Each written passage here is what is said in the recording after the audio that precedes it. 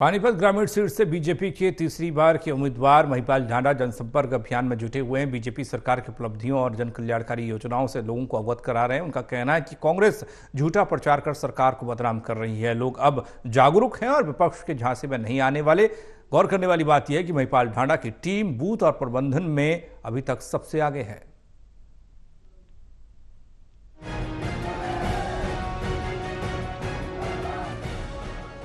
पानीपत ग्रामीण से बीजेपी के हैट्रिक पर चल रहे उम्मीदवार महिपाल ढांडा का दावा है कि हलके के गरीब परिवारों की आर्थिक सहायता हो, लोगों को मूलभूत सुविधाएं उपलब्ध कराना हो या फिर किसानों की फसलों की एमएसपी पर खरीद हो, बीजेपी सरकार ने ये सब किया है। कांग्रेस वाले तो बस भड़काने का काम कर रहे हैं। उनकी चुनाव में दाल गलने वाली नहीं है। भारतीय जनता पार्टी के पक्ष में माहौल है।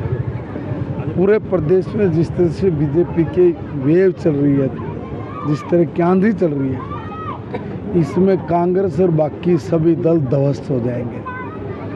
कांग्रेसी अहंकार में थे, घमंड में थे, जनता के बीच में गए नहीं और बिना जनता के बीच में जाए टीवी से अखबार से ये कहते अपने आप घूमते रहे कि भाई कांग्रेस की आंधी आ रही है, कांग्रेस की आंधी आ रही है।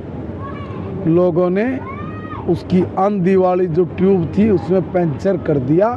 गौरतलब है कि महिपाल ढांडा ने अपना जनसंपर्क तेज किया हुआ है। पानीपत ग्रामीण के हलके की इंदिरा विहार कॉलोनी में घर घर जाकर महिपाल ढांडा ने वोटर्स और कॉलोनी वासियों को बीजेपी सरकार की कल्याणकारी योजनाओं की जानकारी दी और बीजेपी के पक्ष में वोट की अपील की। कांग्रेस के लोगों ने कभी भी किसान का पैसा सीधा उनके खाते में नहीं डाला।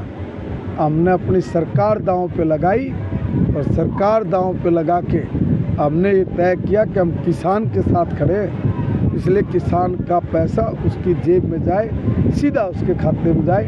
72 घंटे में उसके खाते में पैसे डाल देते हैं। इसलिए भाइयों, हमने तो हर मूलभूत सुविधा से लेके किसानों से लेके महिलाओं तक सबका ध्यान रखते हुए हमने काम किया।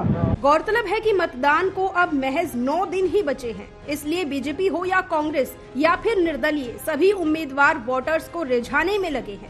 फैसला अब जनता जनार्दन के हाथ में है, किसकी बनेगी सरकार। पानीपत ब्यूरो से सहयोगी साक्षी शर्मा के साथ डिम्पी मल्होत्रा की रिपोर्ट।